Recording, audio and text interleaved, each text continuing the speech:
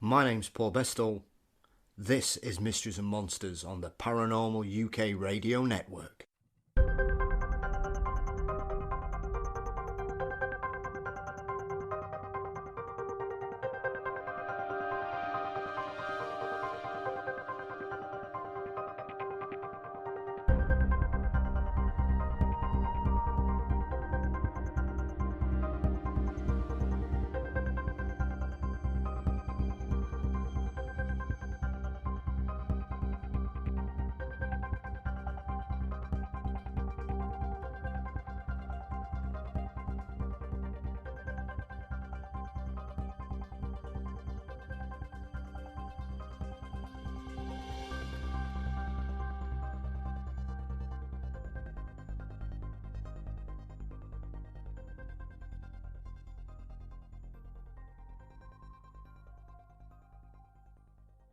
Welcome to this week's Mysteries and Monsters.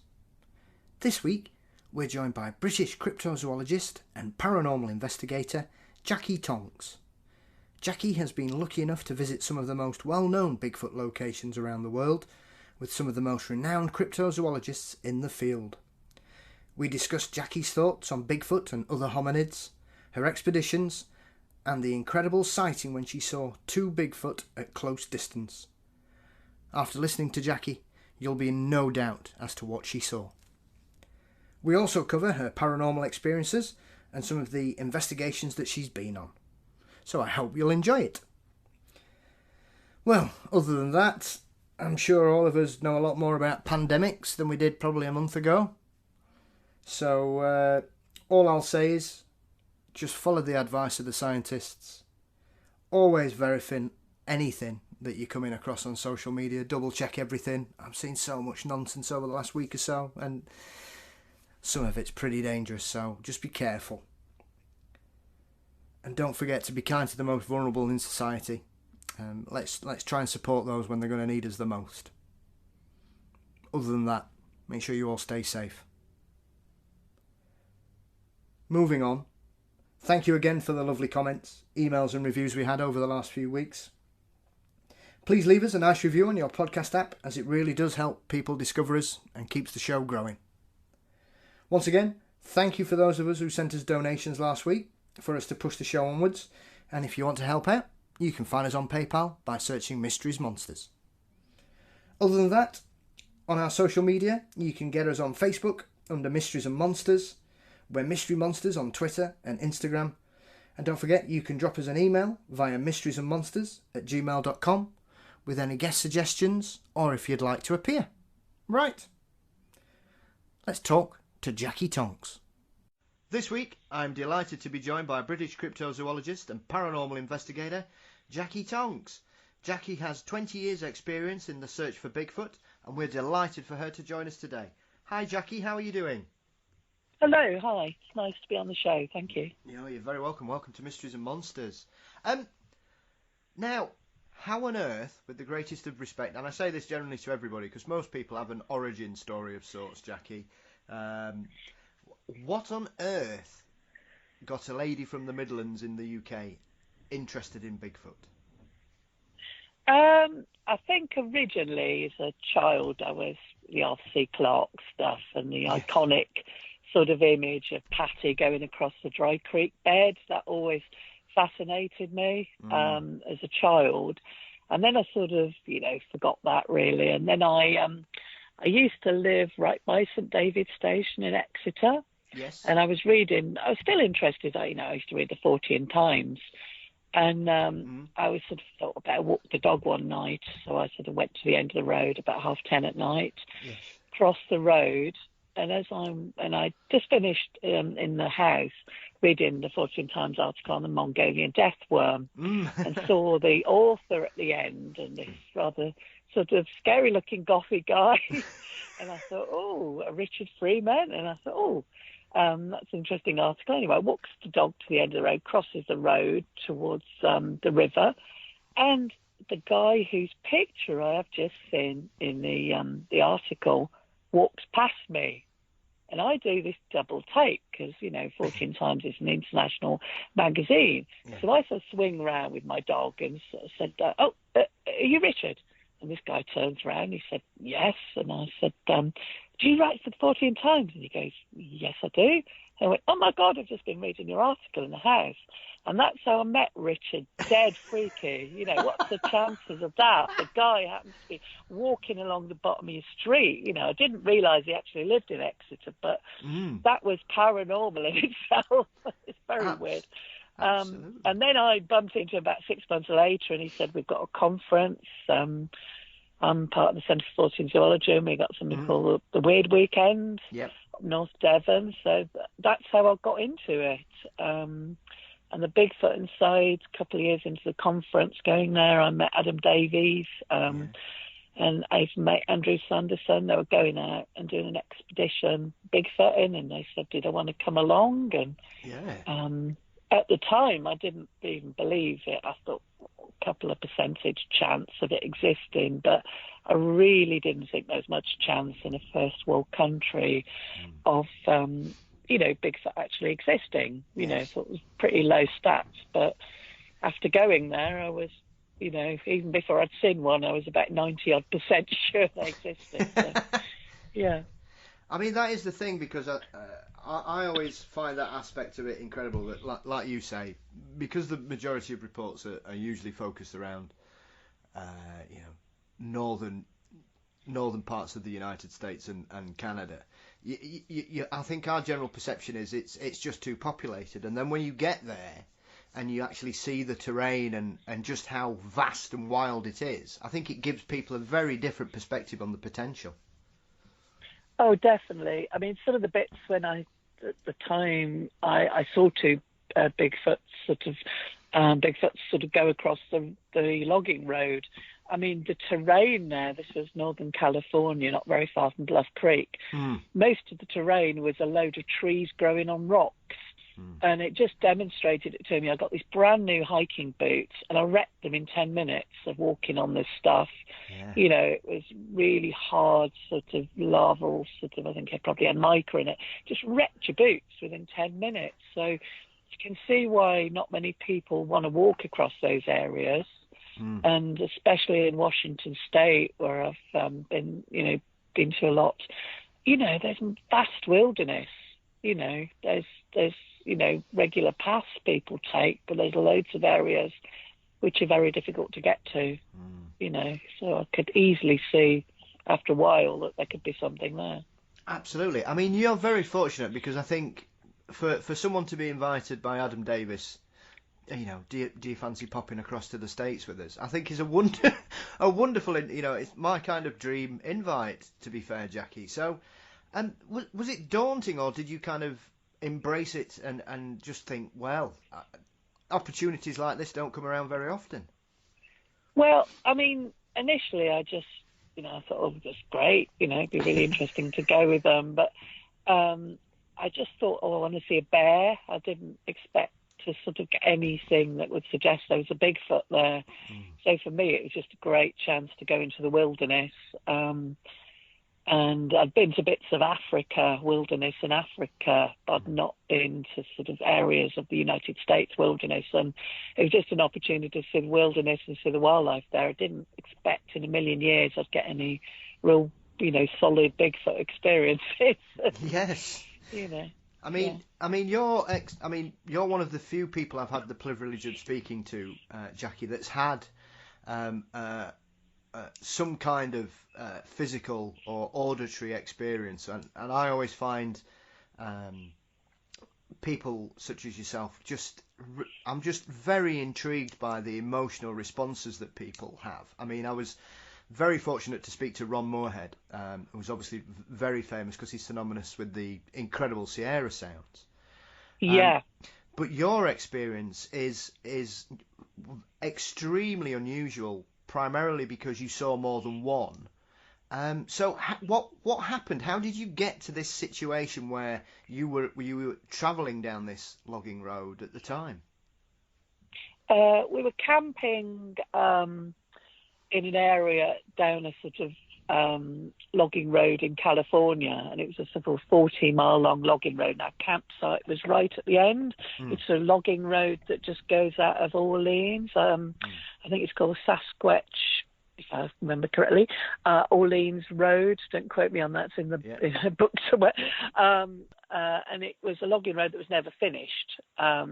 So it's like hardly anybody goes down there. So you've got a nice little campsite at the end, very primitive campsite, but it's 40 miles long, and it's sort of, you can go you've got Willow Creek's relatively close that a lot of tourists go to. And we were just coming back from Willow Creek because it's the nearest town really to get, food there. And we were about halfway along, and we didn't realise at the time we were only about 2.5 miles from Bluff Creek, exactly the spot where Patty was filmed. And they just sort of, from a distance, I saw what looked like two very stocky men in dark overalls. It looked like they were dark overalls with a hood up, running barefoot. And I sort of said to my, friend Tom Cantrell, who's one of my mentors. I mean, he's been Bigfooting for over 40 years now, and he's seen a lot of them as well. I sort of joked to him. I said, "What are those idiots doing running barefoot on this?" Because it was very rough ground. It cut your feet to pieces. And he starts, big belly laugh, and he said, "What you're here looking for, what you're here, you just seen them basically. What you're looking for." And then suddenly I heard him yell, because these things had run into the trees, but the area they ran into was all burnt out trees. Yeah. And they'd obviously panicked they couldn't get cover, because it was burnt out for about 30 miles on the one side, and the other side was all thick forest.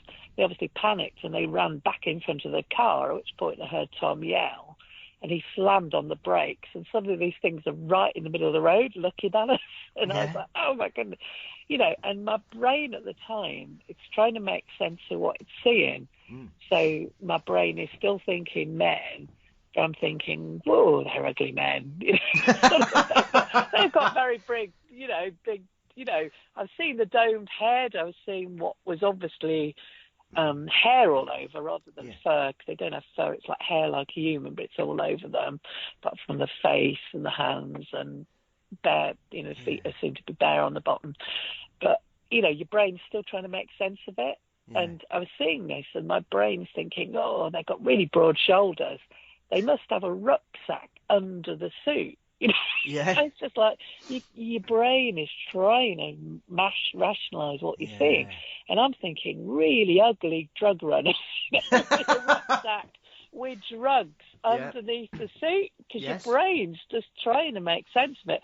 And it wasn't until, a couple of days afterwards I was able to suddenly perceive what I'd seen, and I suddenly couldn't stop shaking, I was like a blabbery fool. I was going, oh, they're real, like I couldn't stop shaking for about 2 hours, when my brain was suddenly able to let me perceive what, and sort of think about what I'd seen. Very strange experience, because it's like seeing a unicorn in the middle of the road. Your brain can't cope with it, Absolutely. I mean, and I suppose the other aspect of this as well, Jackie, is that, you're a trained medical professional, aren't you? I'm a social worker. Yes. I'm a social worker, yeah. But you tend to work in the realms of psychology and mental illness, I believe. Yes, my first degree was psychology, and then I trained as a therapist as well, and I'm a trained social worker now. So I'm used to working with people who were having, work with people with schizophrenia quite a lot, who are used to having unusual experiences. So, to actually have that really freaky experience myself, my brain, I was trying to sort of rationalise, am I just, am I trying to construct something here? You sort of, and like I do with clients, because some of my clients have heard me on radio shows, and obviously it's a little bit awkward because, I'm saying I've seen a mythical animal and they've got mental illness. So, the ones who have talked to me about it, I've said things like, well, I had an unusual experience. How would you work with that if you got an unusual experience? How would you test it out, whether it was real or not? And they've said things to me, well, there was more than one of you who witnessed it. And I said, yeah, there was two other people.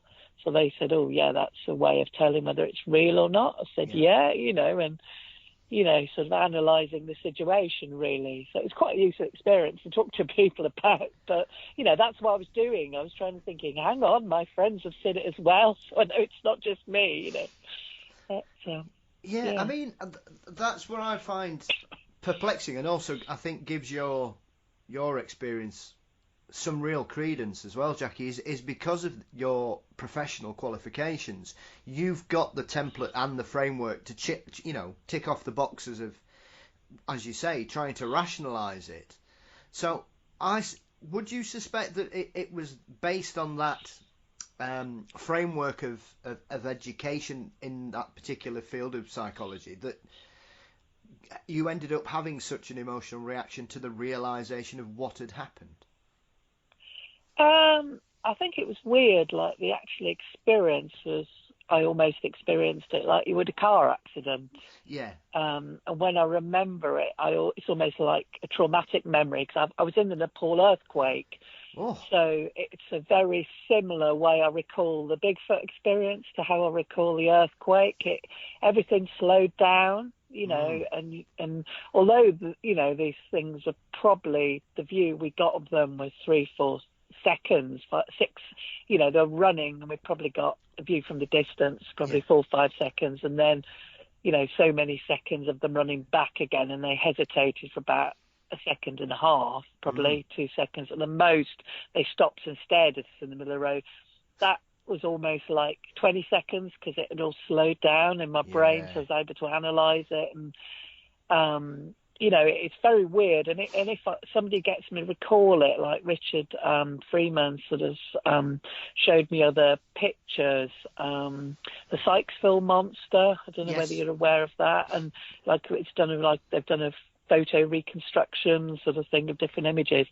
That made me really shaky. I actually felt quite sick when I looked at it. Not fear, but like, oh my goodness, that looks a bit close to what I saw. It looked a lot more human-like than that, but it's very, very similar, some of the features. And when he showed it to me, I felt quite nauseous. It was almost like reliving, like you would a car accident. It was quite weird, actually. It sent me a bit, oh dear, sort of. Yeah, I had to stop for a while and think, So, and some of the images I see, the reconstructions, are some very good. The front of the cover of Enoch, have you seen that Autumn Williams book? Yes. There's an amazing, I think that's actually her own artwork. It's all like, and it looks like a photograph, doesn't it? That freaks me out looking at that, because that's exactly like, the thing I saw, because it's got no whites in its eyes, the thing I saw, and it's quite these big dark eyes, and that's very, very similar. And proper nose as well. It's not like a gorilla nose, it's like a proper sort of flattened nose. So. Yeah. I mean, how far away were you when they basically froze like rabbits in the headlights? It's interesting, me and my friend, he said it was 20 feet. I said it was 15 feet. He's ex-forces. He's probably better judging distance. But we're very similar in our judgments. And I said they were 6.5 and 7 feet tall. He said they were, I think, 7 and 7.5 feet tall. So we were very, not that far out in our judgments. And he said, I thought the skin was a lot more olivey. He had a Spanish artist reconstruct the image of the older male, and he got the skin a lot pinker. But I thought they were more sort of olivey colour skin. But it can vary from pink to black, I hear, But at the end of the day, I wouldn't, I don't want it to sound like an exaggeration. You would call that, as the phrase goes up north, spitting distance, essentially. I mean, that's it's too close to, as I'm sure many a person will have said to you, oh, you saw two bears. No, I mean, exactly. Clear as a bell what they were, I mean, this is the thing. People say, well, bears have got long snouts, they've got quite short shoulders. These had shoulders.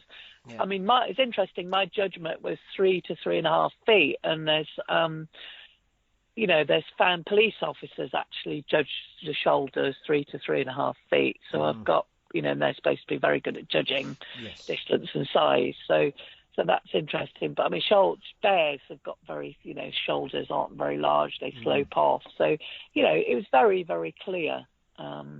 Yeah, and I'm glad I was in the car. I don't know whether you've heard of my later experience, which wasn't a visual, but it was a rock throwing incident. And that was far too close for comfort. So yes. I can tell you about that as well. But that was there was no car, and that was right next to me. That was terrifying. But, So, I mean, which expedition was the sighting when you were in the car then? What year was that?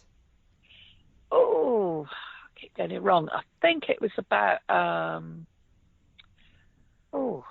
think it's 2012. I'm no good on dates. I think it's about 2012, I think, if I remember correctly. Yeah, roughly 2012, I think, around then. So you'd basically been sort of spending, what we're saying there, about the best part of 10 years you'd been interested in Bigfoot and going out and searching for them. Yeah, I do. I go when I can. Yeah, and I sort of got going to the Sasquatch Summit, which was really at Ocean Shores, which is in top of Washington State, and that's a really good experience. And it's amazing. You've got quite a few thousand people there, and almost everybody they put the hands up who's seen a Bigfoot, and it's usually about 80% of people. Yes. And you've got people there who have them in the garden and feed them. You've got some amazing things happening. I was chatting to the Kinnault tribe there, some of the young people in the Kinnault tribe. They had a stall there, and they'd done some amazing carvings of the Bigfoot faces and got some amazing T-shirts with the tribal artwork. And I was saying to them, do you believe in it? Oh, yeah, 100% they would. Like, it was just a normal animal to them. And they were telling us, about a local elderly man who used to feed one, and he used to sit on the bench with him. And it was just like a normal thing they were describing, as if it was perfectly normal to be hand feeding a Bigfoot. It was perfectly not anything unusual at all to them. It was, Dear, well, quite strange. Sharing a baguette together. It's yeah, exactly. I mean, I suppose he gradually had to build up the trust, and then the old man died, and they didn't know what happened to this Bigfoot. But supposedly he fed this Bigfoot for 10 years. It's incredible. I mean, it is. I always find it a very perplexing aspect of the whole Bigfoot mythology is the comfortableness. Or the very relaxed nature that the First Nations and the Native Americans have towards Bigfoot and Sasquatch, that it's a matter of fact. And when you come to examine their artwork and their paintings, and they have images of such creatures, they're dismissed as fantasy, despite the fact that they're often with murals featuring bison or bears. So it perplexes me that it's completely discounted, yet it's often in the vicinity of artwork of existing animals, Jackie. Well, exactly. And I mean, if you go to the Vancouver, what's that? There's a museum in the university grounds there. I think it's the Museum of Anthropology or something. And they've got some amazing Bigfoot masks, and some of them are really, really old. Yeah. And, there's not meant to be any apes in the area, and yet these look so ape-like. They've got all the features. The noses are quite human-like, but the rest of it's very ape-like, And you might, you did have some First Nation people, going out on ships, going to Europe, and around in other countries where there might have been apes. That did happen relatively early, so there's a possibility they brought that back, but I think, there is a lot of consistency there, really, and a lot of behaviours they describe of Bigfoots are very, hominid or ape-like, what we'd expect from hominids. So, I mean, I personally think it's quite a primitive hominid more than an ape. What I saw looked more, I'd say, like Homo habilis or something. It didn't look ape-like enough. It was quite human-looking in a way.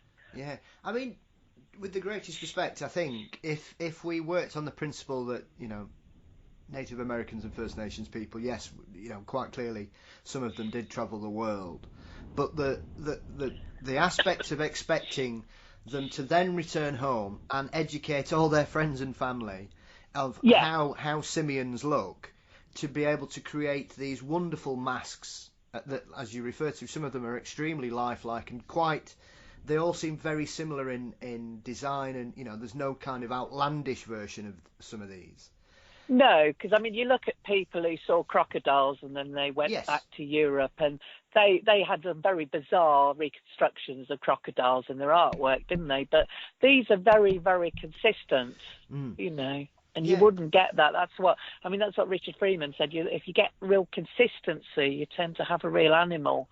And, Bigfoots are, described in such a consistent way. For those who haven't seen one, who don't believe in them, you've only got to look at the reconstructions. And I mean, David Paulides, he's with Harvey Pratt, the forensic artist. He went round interviewing the people under affidavit, which is basically this thing they sign. If they're lying, they can actually go to prison. It's quite serious to lie if you sign that.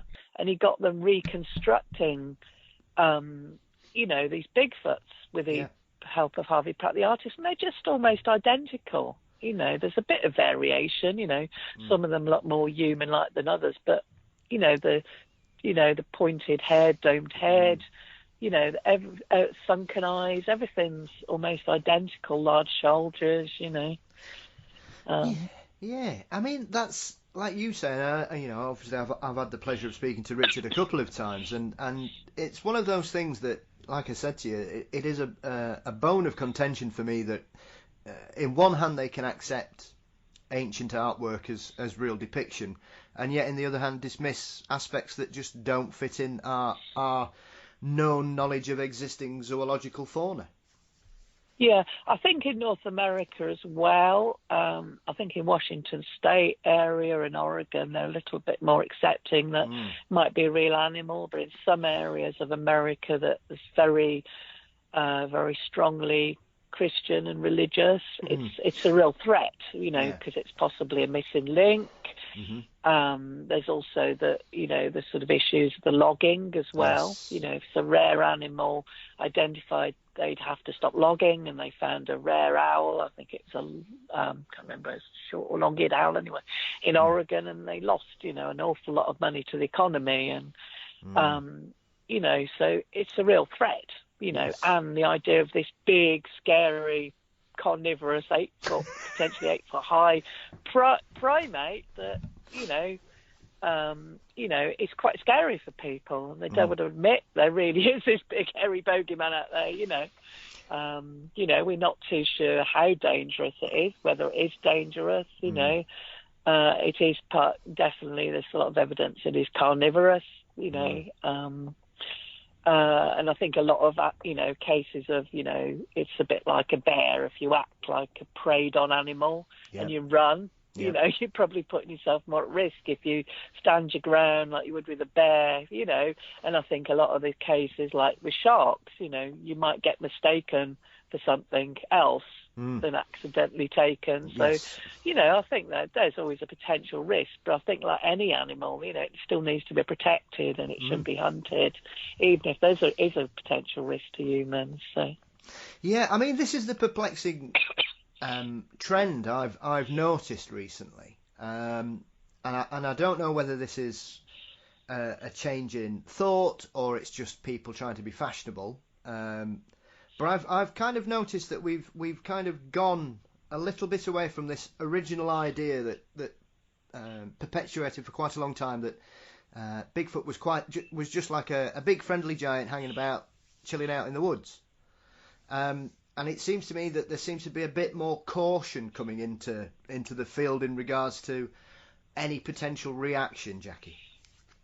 I think you do. I mean, even gorillas. Gorillas don't eat meat. But even gorillas, I've sat in the middle of mountain gorillas in the Congo, and you have to watch your back. They're a wild animal, and they're these are habituated gorillas as well, and somebody we were told not to walk behind a tree, and one of the group did, and suddenly the silverback just charged in the middle of us, and, they're habituated ones. So, even anything ape-like that's habituated is, it's a wild animal. Yes. So, there is a risk. And, if they are carnivorous, there is potentially a risk. And I think, I have heard people say, it's almost talking about it like a Jesus type figure. It's very bizarre.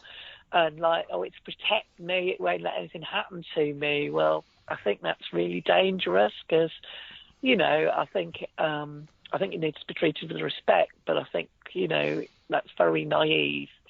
It could accidentally hurt you, at that size. Gorillas will, pick up people and cuddle them, and break your ribs, I mean, Coco, the gorilla, when they first had her, they had to teach her not to hurt people because she didn't know her own strengths, and that's a hand-reared gorilla.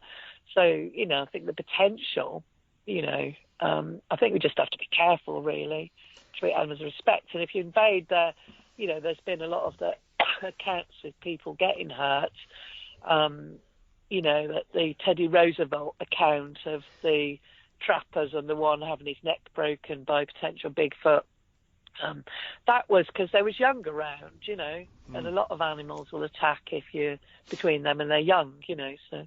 Yes, the infamous Bauman case. Sorry, that didn't. That's the infamous Bauman case, isn't it? Where the yeah, that's right. Yeah. Yes, it's. I know Ken Gerhard in his latest Bigfoot book covers that once again, because that's always been one of my favourite Bigfoot encounters from the turn of the century, because it is a very dark story. It's very unusual as well, like I say, because of this situation. Because as you refer to, Jackie, I think there is that kind of lack of awareness when it comes to Bigfoot, as if it is a wild animal, because we only have to, a prime example of a human pushing his luck with animals is the tragic story of the gentleman Timothy Treadwell, who suddenly believed he was a bear whisperer. And if you've ever... But interestingly enough, none of his own bears attacked him. Yes. It was a rogue bear from outside that was starving. So it's interesting because it was none of his habituated bears who attacked him. Yeah. It was an outsider, which is, he did amazingly, sat amongst a load of wild grizzlies, and it wasn't his own bears that got him in the end, which is quite, so in a way he proved it, Yeah, he'd very been sad there. Though. Horrible end though. Oh, yes, I've seen the documentary, and it is an incredible work of art. I recommend if anybody wants to see a tragic documentary which is both perplexing and fascinating, and also deeply saddening. Werner Herzog's a brilliant director anyway, and I think he really was the person to do that, really. But it is a rather shocking thing in the end. Yeah. I think hadn't he been going there about 7 years as well? It wasn't like the first time he'd turned up. He'd really built up this. To be fair, as you touch on, he clearly had got some kind of rapport there. I don't know how he'd got away with it, because Yeah. Good Lord. He was. Was it like a migratory path he was essentially in the middle of, or something, Jackie? Something like that, yeah. But they were grizzlies, and grizzlies are known, even like tame grizzlies are one of the most dangerous bears. They say black bears, when they get tame, are fairly okay. But they, you still have to watch them in the wild. But but grizzlies, even tame ones, are very dangerous animals. So, as you referred to earlier, you had a second experience that gave you a slightly different impression of Bigfoot. So, when did that occur, and where were you? That was what are we now? It was 20.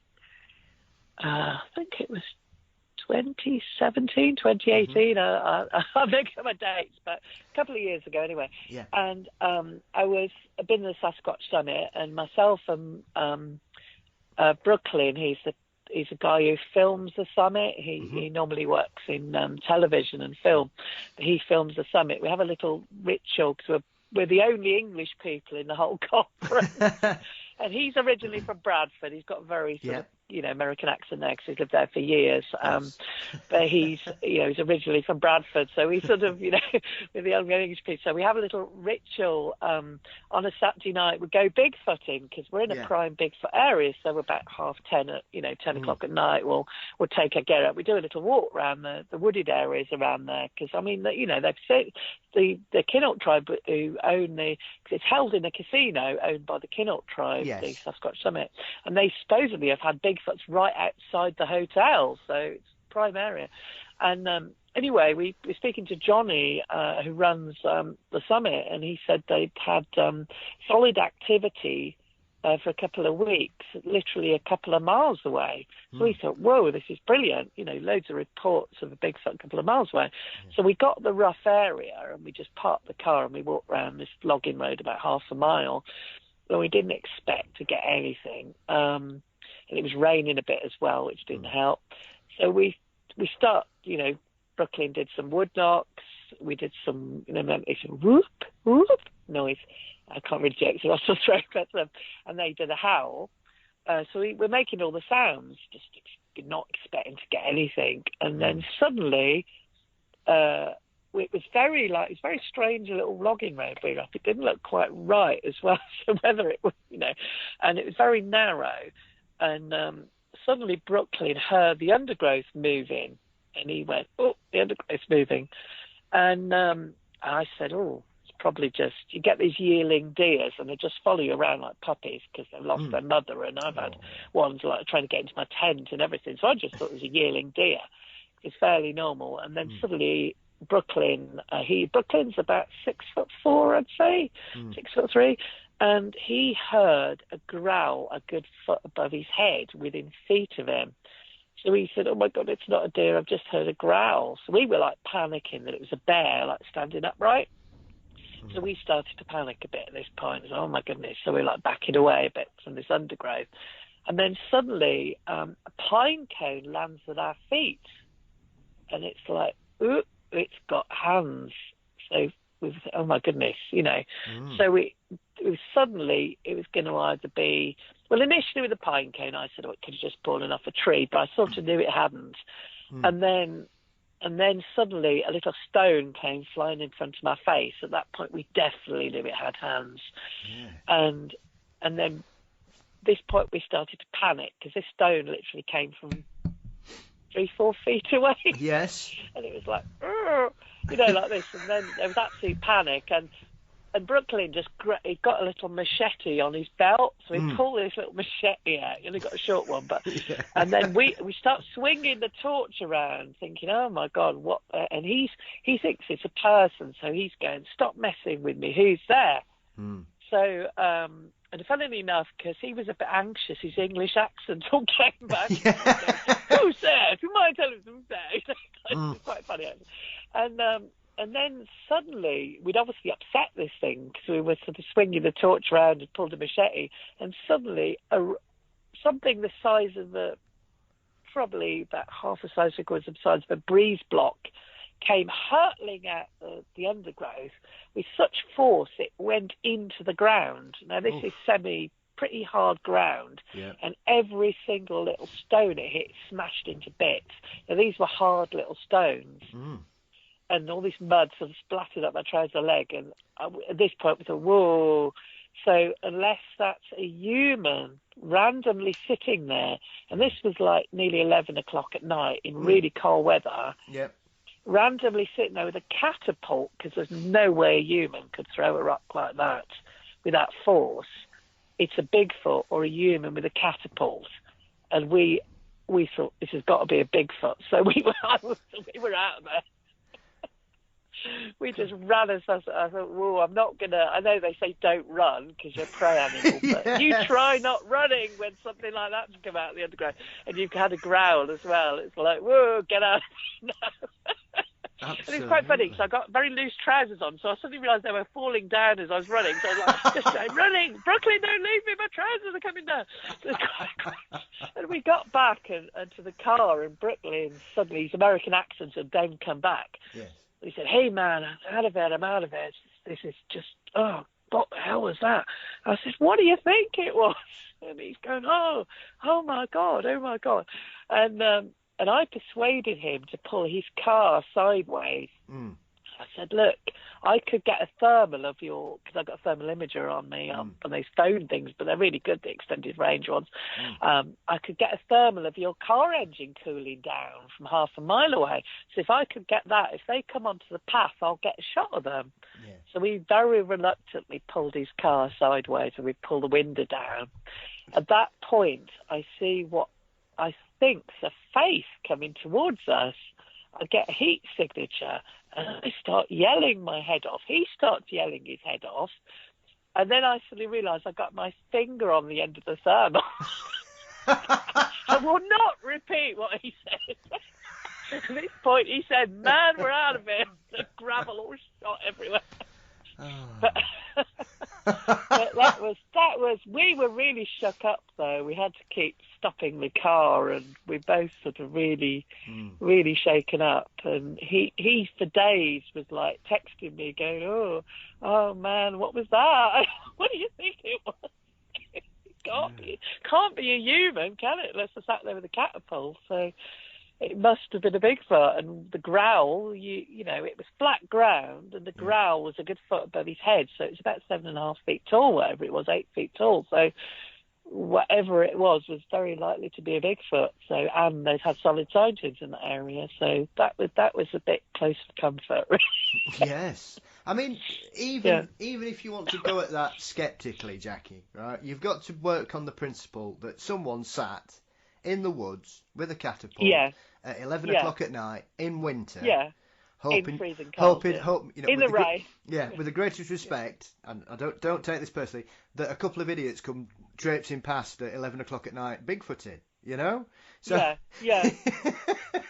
mean, that's more likely to be a Bigfoot, isn't it? That's my point. I mean, that stretches the bounds of credulity, really, in regards to the possible explanation. Other than that, goodness me. I mean, there again, you know, the fact that you essentially received a warning shot, an extremely dangerous warning shot, is also a testament, like you say, to the force involved.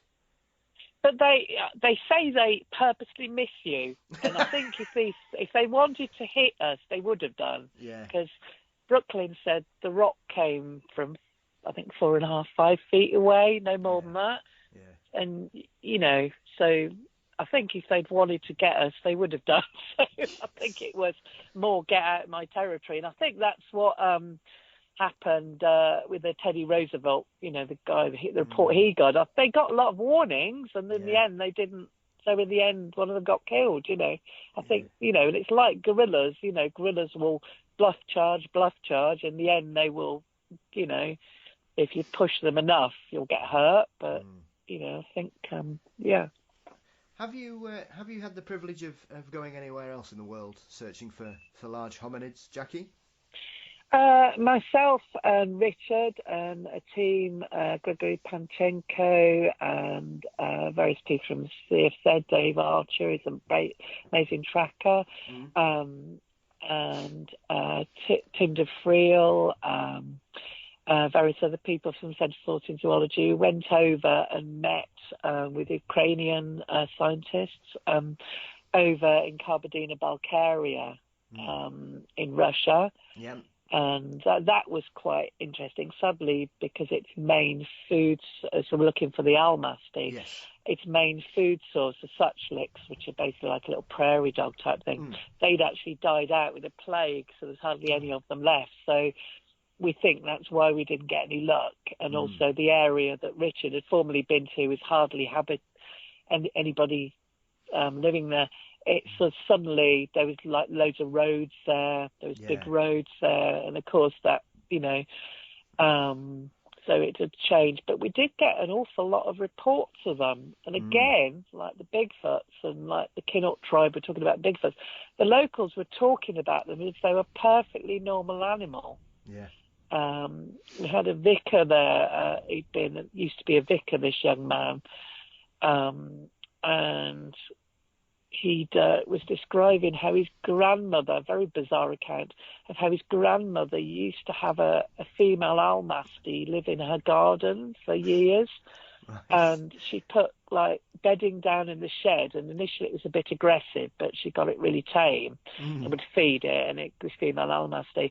But it was very useful because it would attack any strangers who came into the garden with rocks. And it was like, he was describing this as a perfectly normal thing of having a hominid in your garden as a guard dog, you know. Yeah, just guard bizarre. hominids. Yeah. Absolutely bizarre, you know.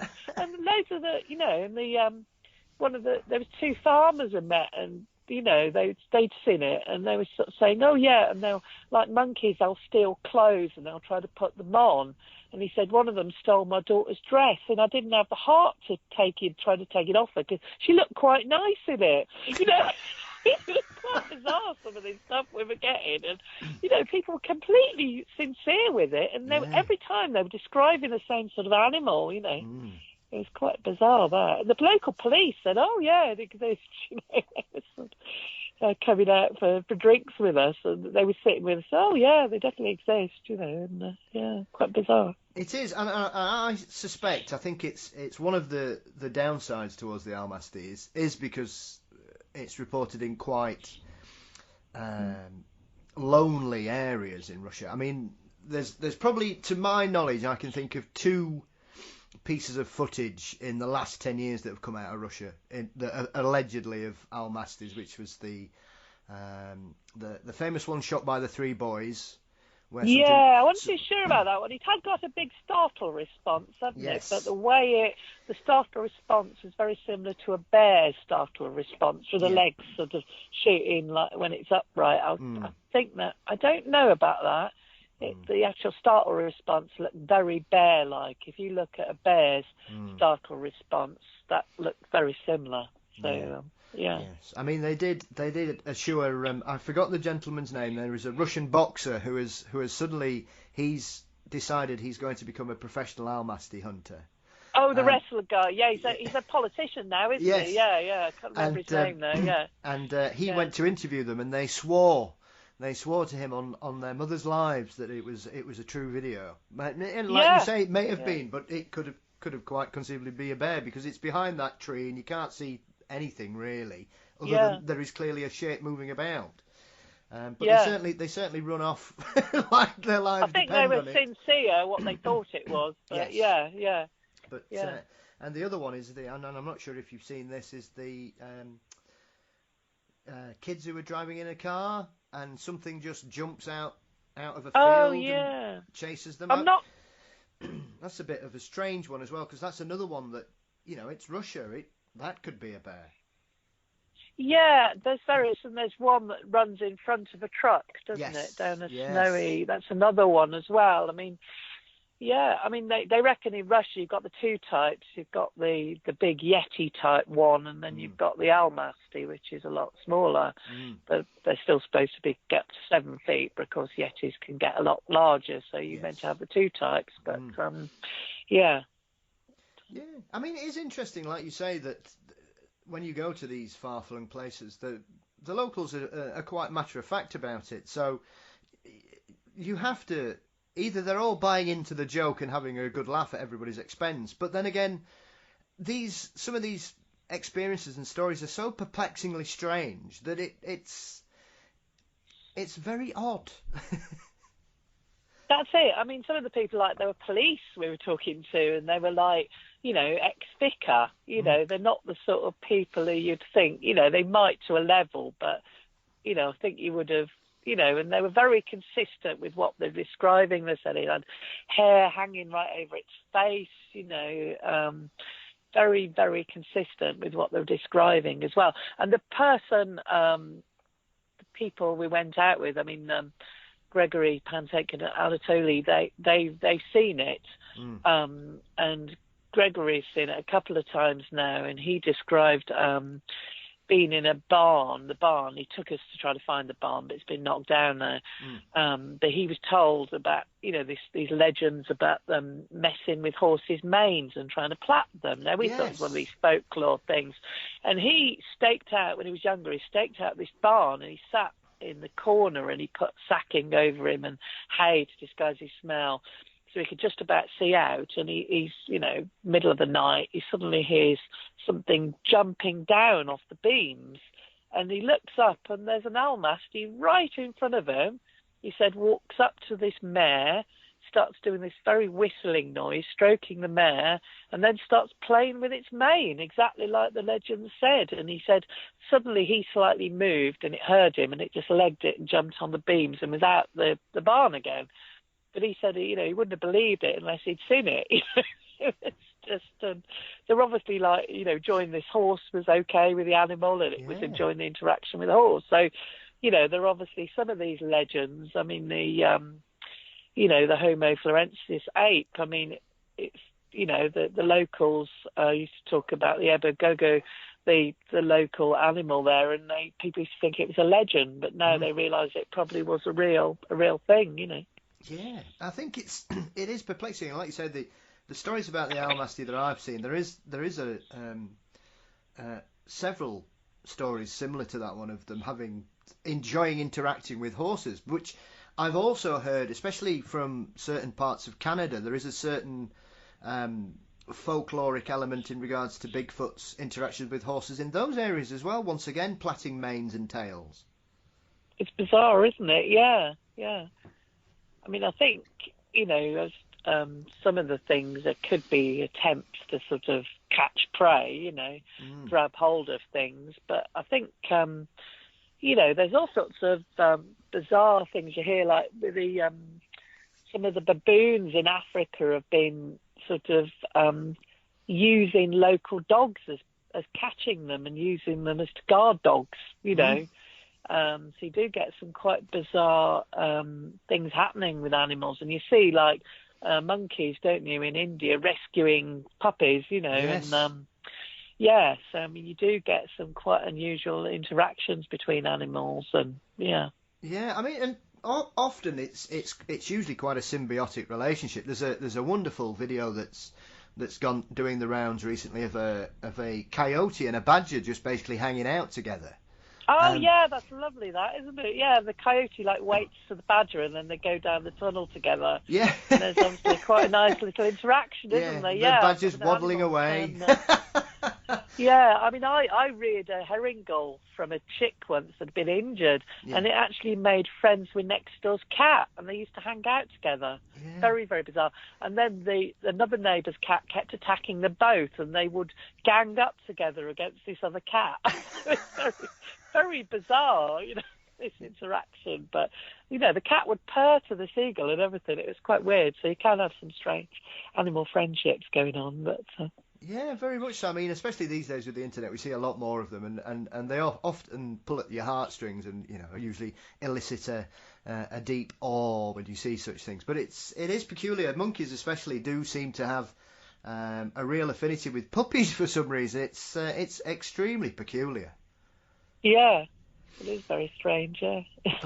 But it's one of those things. I think in most parts of the animal kingdom, you will often find, depending on food and the environment around them, they will often develop symbiotic relationships that baffle us, really, because they're cross species, and essentially we're not used to seeing that kind of interaction other than in humans, are we?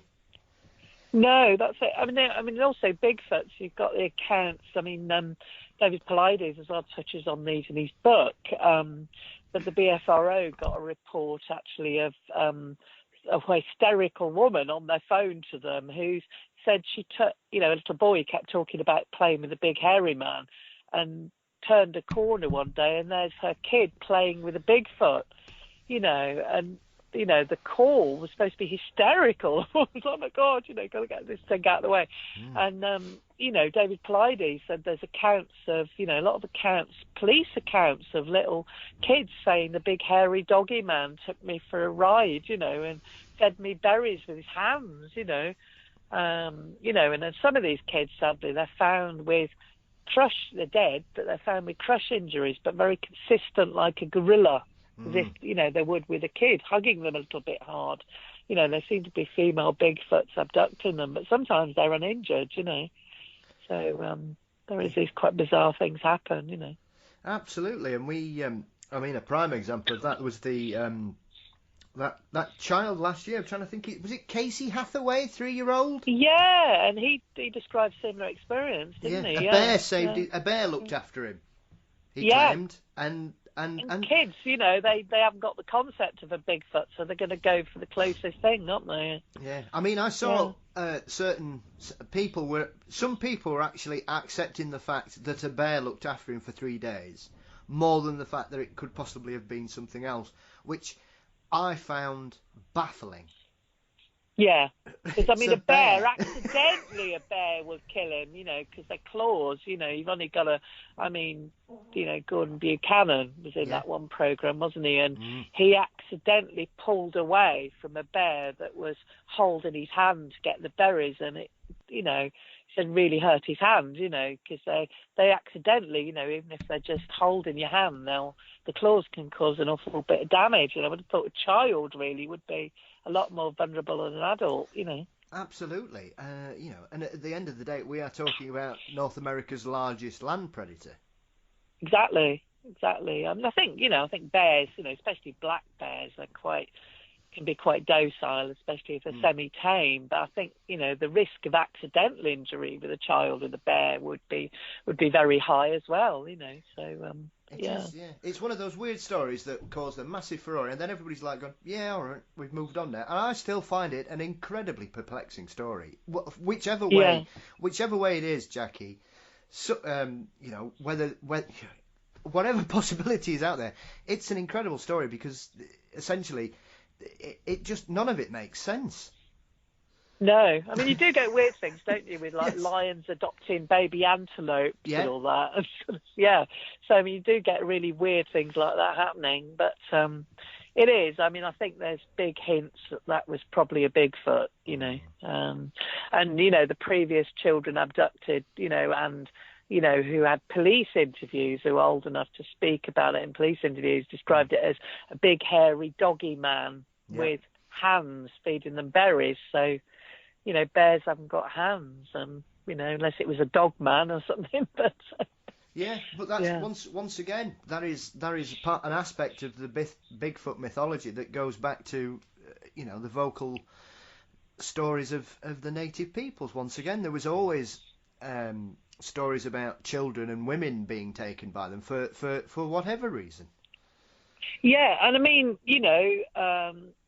there's been cases of people in the orang reserves, actually women, been raped by orangutans. And when I was out, and gorillas, when I was with the mountain gorillas, one of the girls, had a lucky escape when one of the adolescent males took a fancy to her. Yeah. We had to divert her the attention.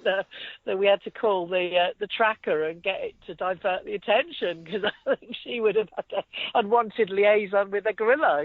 So that they will do that. Yeah, which is an aspect I don't think many people are aware of, Jackie. When something takes their fancy, they essentially try to do what they want. Yeah, exactly. Terrifying. Male orangutans are very, the researchers have to really watch them. I think gorillas, there's less of a risk, but male orangutans are known to be very much like that. So, that, it's very, very possible, especially if Bigfoots are a primitive hominid.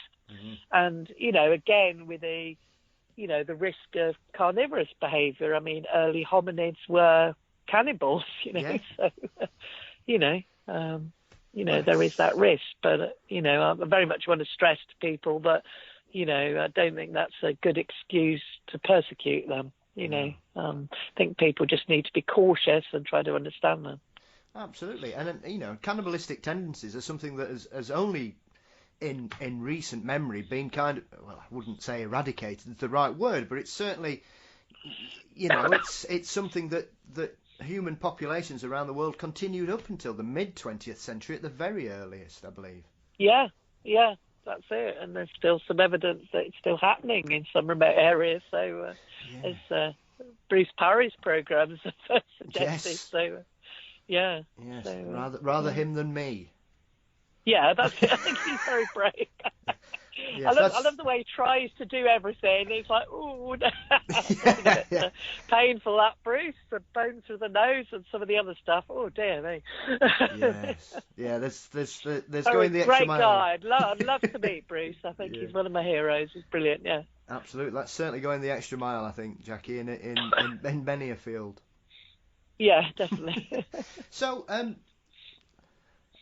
one other aspect of your interest is also that you're very interested in the paranormal. So I'm always intrigued when I meet someone who has a foot in both camps, as it were, Jackie, in cryptozoology and paranormal, because for many they would seem like odd bedfellows. I think both of them. I mean, both of the cryptozoology and the paranormal research. I think my background's originally it was a Bachelor of Science degree I did in psychology, and I was very much taught in scientific method. And I think both of them you can go in with a very objective view of things. I mean, as quite a young child at 8 years old, I had quite a paranormal experience in a friend of my granddad's house, which I went upstairs to the toilet and was just aware there was something there with me.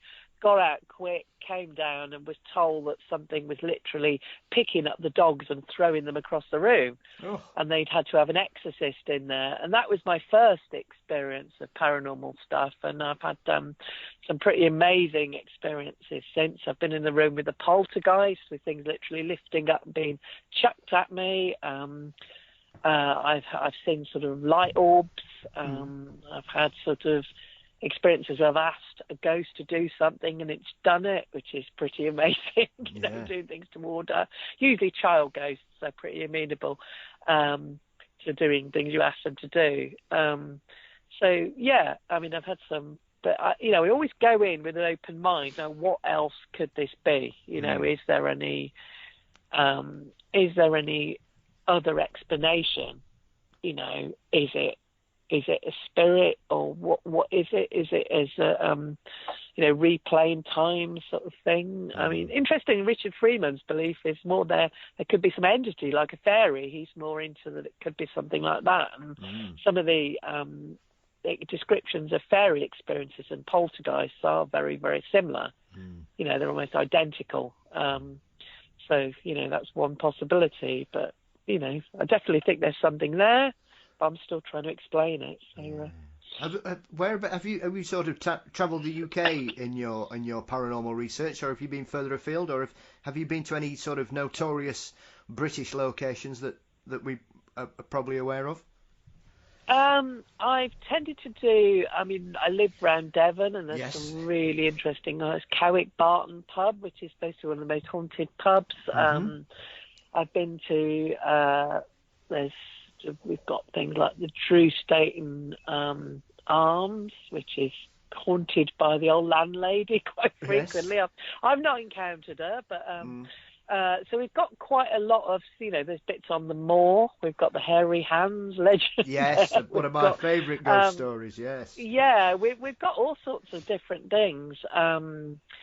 I've investigated less sort of famous things. At the moment, I've been up actually to an interesting place in Derby called Georgian House Inn, and that's one of the most haunted hotels in England, and that's really interesting. I've picked up sort of similar stuff to what other people have there. And they've got quite a lot of rooms that are haunted, so that's quite an experience. So whenever I go up there to visit family, I try to get a room, and I'm working my way through the haunted rooms. Yes. It's quite fun, but a little bit. I never always get a good night's sleep there. Yeah. It's very friendly, and the staff are all into it as well. They've all had experiences, so it's quite interesting talking to the staff there. So. Lovely pub as well, very lovely pub. Brilliant! I love it when you go somewhere, a location like a hotel or a pub, where everybody who works there seems very comfortable with their additional members of staff who seem to be flitting about. I always find that quite charming. Yeah, I mean, because Cowick Barton I go to, they have a particular active ghost there. It's a child ghost, and they'll be in the disabled loo, and she giggles in your ear, and when they hear her crying in the kitchen, and they're just, you know, the owners, I think, at the moment aren't as keen on the ghost idea, but some of the other staff say, oh yeah, you know, sort of be used to it. So, you know, there's supposedly monk ghosts there as well. So yeah, that's quite an interesting one. So yeah, and I had a very unusual experience there once where we were we kept noticing the door handle going bang bang bang bang, you know, and down quite dramatically. So we tried to debunk it, couldn't debunk it. So it was a bit of a laugh, really. I think I'd had a few to drink. We'd all had a bit to drink. We weren't expecting anything to happen. And suddenly we stood in front of the door handle and for a bit of a laugh said, oh, you know, we know you're there. Do you mind doing the door handle? And suddenly out the wall, we saw a ball of light come out of the wall, goes right towards the door handle, and the door handle goes bang, bang, bang, bang, bang. We went, oh, my goodness. Can you mind doing that again, please? And it did it again, and then it did a third time. And we said, oh, thank you very much. That's very nice of you. Fine. That's all right. Thank you. And then it went back into the wall, and we went, huh? But that was amazing. I've never had anything that good. That was, you know, completely to order. Wow. And we all saw this ball of light. It was almost like an amoeba. It was slightly undulating, like one of those Attenborough plankton things you see on the programmes. Slightly moving, and it was only tiny, but you could actually like walk around it. It was quite visibly luminescent light. It wasn't, you know, a reflection or anything. That was really dramatic. That was one of the best I've ever had. That was pretty cool. Yeah. Sorry about that, Jackie. I just had to sneeze, so I'll just cut that bit out. That's okay. My apologies. I hadn't lost interest. I was just about to kill myself through holding in my sneezing, so apologies. Oh, that's okay. So that's just an incredible experience, really. So as you say, that's probably the best sort of, I mean, to order.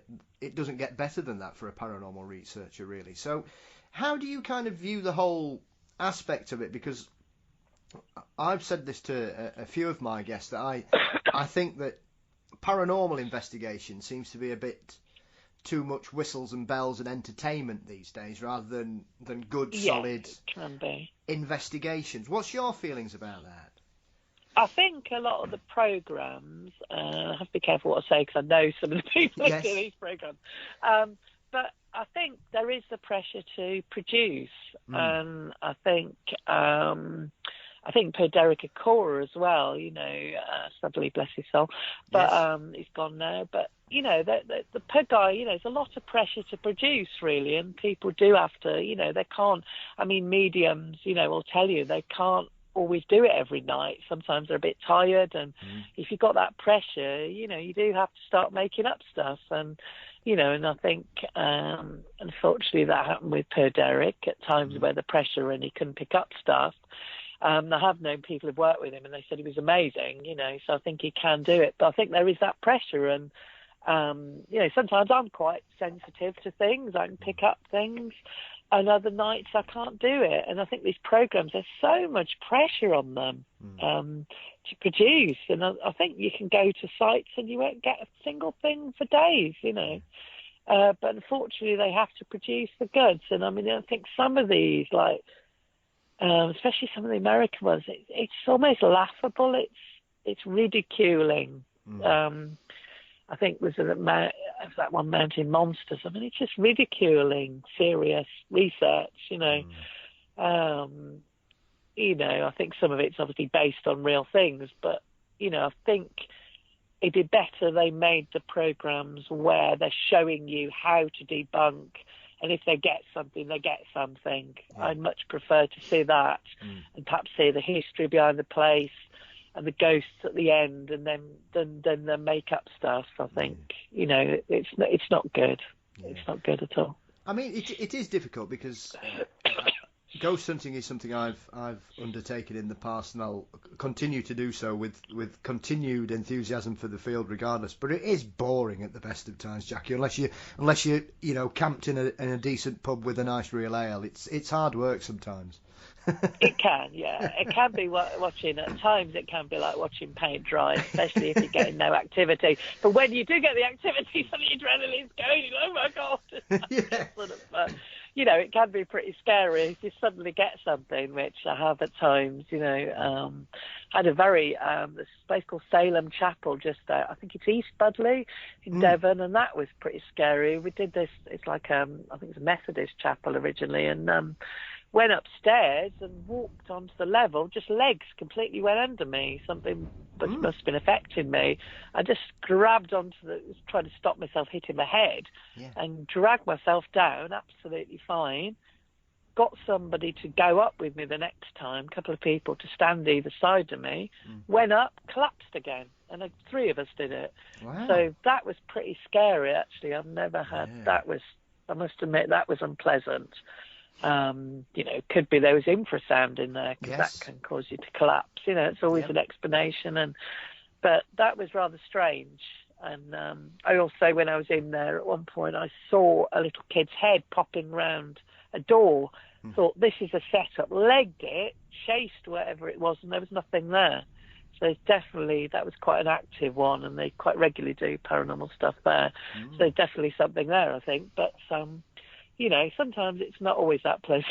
Yes. I had one at Fort Widley in Portsmouth where the ghost hissed in my face, and it did the same to really good, highly recommend them, company called Dark Encounters, run by a physicist called Jonathan, and he's part of ASAP with me as well, and very well run, but we both got hissed at, so it was pretty scary. But that was a bit unpleasant. But that was an interesting one. An old Napoleonic fort built into the chalk cliffs, and loads of tunnels. And even if you don't see anything, it's so atmospheric. And yeah, it's a very spooky location. I've been there. I know exactly where you mean. And I think the story that their haunting is known for having quite a nasty streak, isn't it? Yeah, and I also encountered in one of the rooms just off the entrance as you come in. It's like there's a student there doing MSc in paranormal research, and he got us doing like white noise in the ear and put blindfold on us to see, supposed to increase your extrasensory perception. And I suddenly could feel a wall of energy next to me. Now, I thought, whoa, that isn't human, so it made me scared even more. Yeah. And I shook my head, and my earpiece fell out, and I could hear breathing next to me. Ooh. But it sounded like a horse. Yeah. And I thought, whoa, that's really weird. So I just froze, and I was just about to put my hand out to see whether I could feel anything, because I thought there was horses nearby. I thought there was a horse wandered in here, because it's quite loud. And I used to ride horses. I used to groom them, so I was used to the sound of a horse breathing next to me. I thought, that's a horse. And then the guy who ran the experiment put his hand on my arm. He reckoned I'd damaged his hearing. I screamed so much. And everybody came running. And I said, there was a horse in here. And people said, oh, you've just thought that. You're primed, because you've looked at the horse at the stable. Oh, yeah, probably right. And then they fed back at the end. Supposedly a horse did die in that area, which I think one theory was it was because the horse panicked from the stables, came clattering in, fell down what was then a cellar. And the one thing people had heard was it was a concreted over body of a horse, which is quite spooky, and I had no clue about that. So that was one thing they'd heard, that there was actually a dead horse. And so that was a bit strange. I wasn't expecting that one. I can imagine. Yeah, so that's quite an active place. And funnily enough, another woman 2 weeks before had said there was a horse in exactly the same spot as I and heard it as well. So 2 of us. And I didn't know about the other woman, so that was a bit strange. Absolutely. I'm always really intrigued by ghostly animal encounters, Jackie. I find them a really interesting part of the paranormal. Yeah, I mean, ghost cats are very common. My friend, her cat died, and she said, "Oh, I keep hearing the ghost of my cat that's dead." So I even hear it eating the biscuits, yet there's no other cat in there. So I was sat with him and said, I could hear these biscuits being moved around. I looked up and there was just nothing there, and I'd heard it as well. And it's like, whoa, you were right about that. We thought another cat had perhaps got in the cat door. And she said, no, I've locked the cat door so no cats can get in. And she just happened to have left the biscuits and not cleared them away. And then you could hear these biscuits. It's quite eerie. But, and, I knew somebody once who reckoned his ghost of his dog. He used to get on his bed, he used to get hollow where it looked like a dog had been. It's very, very strange. So I think that's quite common, ghost animals. Yeah, absolutely. I've had numerous reports about ghostly dogs, especially one that turns up occasionally for his dinner, because you can hear his chain rattling against the bowl, and the other two dogs in the house don't have a chain on. Yeah.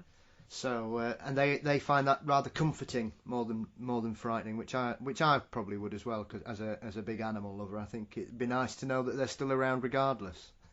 Yeah, and I knew a guy who used to live in this village in Devon. He originally came from Wales, and he said when he lived in Wales, he was the landlord of a pub, and people would frequently see his old dead dog wandering around and say, "Oh, I love your dog," and he said, "My dog's been dead for 10 years." Freak everybody out. So and they describe his dog to a T. And it's so it's quite common, that, I think. Absolutely fabulous. Well, I think on that heartwarming note, I shall let you leave us today. So thank you so much for your conversation today, Jack. It's been really interesting, and thank you for your time. Where can everybody keep up to date and find out more about you? I'm on Facebook, Jackie Tonks, Jackie, and then Tonks, under Exeter. I'm happy for people to talk to me on there. Jackie Tonks at hotmail.com, or no dots between my name, so they can speak to me there if they want to. Don't always guarantee a prompt response on my Hotmail because I don't look at it every day, but I'm happy to respond to queries on there. Facebook's often the best way to speak to me, though. But So what have you got planned for the rest of the year then? Anything exciting on the horizon for yourself? I'm going out with a group to look at, investigate. I don't know whether it's there anymore. Jeff, the talking mongoose ghost from the Isle of Man. So that's a very bizarre poltergeist that manifested itself as a foul-mouthed talking mongoose. So I might be talking about that later in the year to conferences. So it's quite a strange one, that. And I'm planning. I've got an invite out to the Rocky Mountains. Lovely. With Rocky Mountain Bigfoot group. Hopefully I might be joining them at some point in the year. So and they've got real big, very interesting sort of infrasound sort of activity as well. So that'll be quite interesting. So I've got my theories about what might be going on there as well. So sort of fantastic. Well, that sounds two of my favourite subjects, because I love that talking mongoose. It's one of my favourite poltergeist cases that's ever occurred in the British Isles. It's brilliantly strange. Yeah, it is. It's wonderful. Oh, bless him! It's such a. It always makes me chuckle. I've mentioned this before. I just love the way it used to apparently collect the local gossip and then regale the family with who's been doing what and who's scandal from the village. Yeah, that's it. It's great, isn't it? Brilliant. Well, listen, Jackie, thank you once again for your time. It's been a real pleasure. Thank you for taking the time to talk to us today, and we'll see you around. You take care. Yeah, great. Thank you.